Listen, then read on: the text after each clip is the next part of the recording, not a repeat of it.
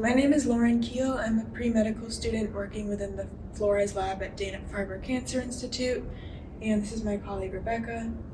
And we're happy to be here at the 2024 World Conference on Lung Cancer and talk about our poster presentation on pregnancy and lung cancer. Yes, so earlier last year we launched the International Pregnancy and Lung Cancer Registry, and we're presenting preliminary data on the first 22 cases we have analyzed within it. Our rationale for developing the registry was that a lot of our research within the Florez lab focuses on the clinical outcomes of young women and other understudied populations with lung cancer.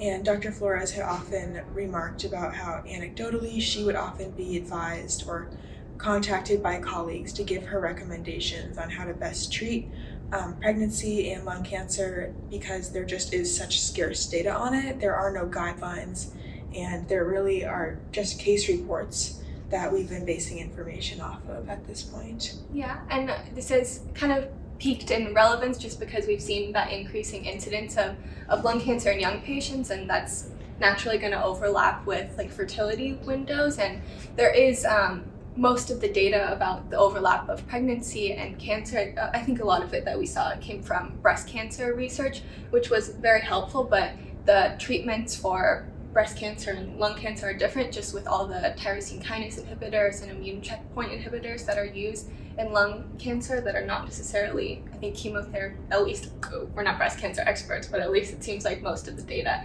was talking about chemotherapy overlap. So trying to kind of like find information beyond that for lung cancer specific treatments and to help develop guidelines as well. Exactly. We found that a lot of the data was either on breast cancer or based off of animal model studies.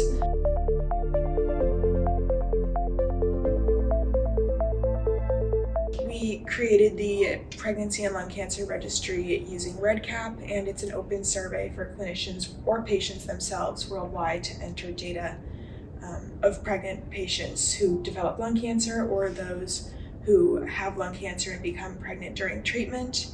The way that we have it structured, it's a baseline form of patients within 1 year of delivery, and then we have a 6-month follow-up form on patient and child outcomes, as well as a 12-month follow-up form from the date of initial registry input.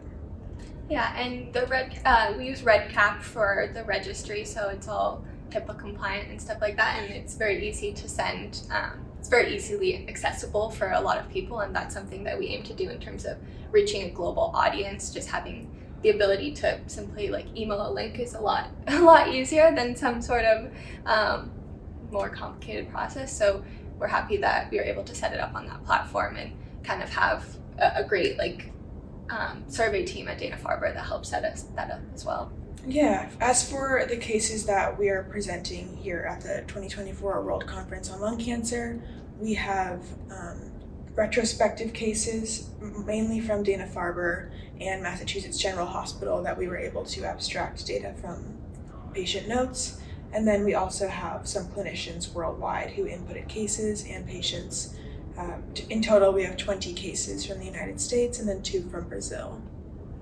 Yeah, and having that international component was important just because there is different access or different guidelines in different countries. So seeing what's happening in different places was really important. We do hope to, in the future, for more of our global colleagues to input their cases as well. As for main results, overall we observed a non-uniformity in treatments utilized. In first trimester, radiation was most common, and in second and third trimester, targeted therapy was the most common, followed by chemotherapy. I think there is some data to show that chemotherapy is generally avoided in the first trimester, but a little bit more okay to utilize in the second and third. We did also observe that I believe 3 patients terminated their pregnancy and 5 postponed treatment in order to deliver their child before initiating.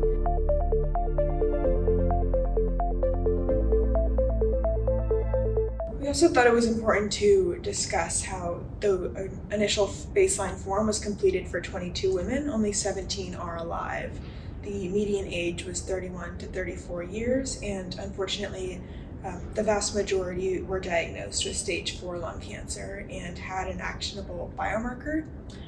We thought this was important, largely because it is consistent with literature on how younger patients are more likely to be diagnosed at an advanced stage, but they are more likely to have a targetable mutation, which makes it really important to elucidate the effects of targeted treatment, which is becoming more commonplace on pregnancy and child outcome. Just given the targeted treatment and tyrosine kinase inhibitors that are more likely to be used for these mutations, we actually do have a study looking at the fertility and sexual health effects that they have on women, and so it's a little different than the impact on pregnancy or the impact on child outcomes, but we think it's important to kind of understand how they may influence the body and how they may influence different fertility aspects, just especially for patients that maybe want to get pregnant after treatment or have different variations in their life.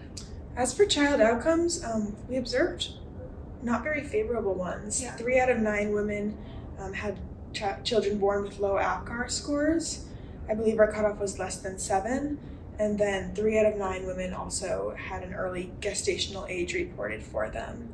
I think 5 infants required the NICU post-birth, and there were a range of delivery and pregnancy complications for the mom as well.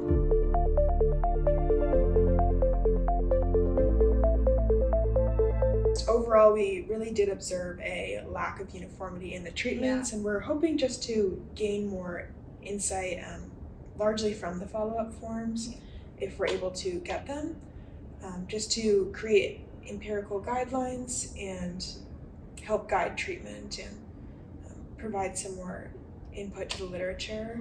I think logistically, some of the challenges that we've had is completion rates, or having the physician maybe not know all of the outcomes at the time of completing the form.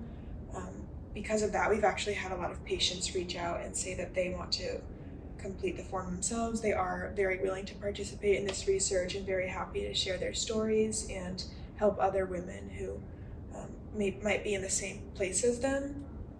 So it's a learning progress, a work in progress, but we're really proud of what we've been able to do with the registry so far, and thankfully it has also just brought about some more discussion related to the matter, and other clinicians are thinking about this for the first time maybe, and patients themselves as well. So we're looking forward to the future and are happy to be presenting here. Yeah, and I think so much of what we found was just like preliminary data, and so there's definitely something that is like growing and will continue to develop, I think, hopefully for a long time in the future, and really to gain more information, just because exactly what you're saying, some of the limitations, not all questions are required to be answered, so there are sometimes gaps because we'd rather have some data than perfectly you answer every single question, and we realize that's a limitation for especially oncologists to be taking out their time out of their day to enter this case. We're very grateful for all of you who have participated and all of you who hopefully will input your data as well. So we understand that it's the registry has no timeline actually. So we will continue to learn as treatments evolve and as more cases are inputted.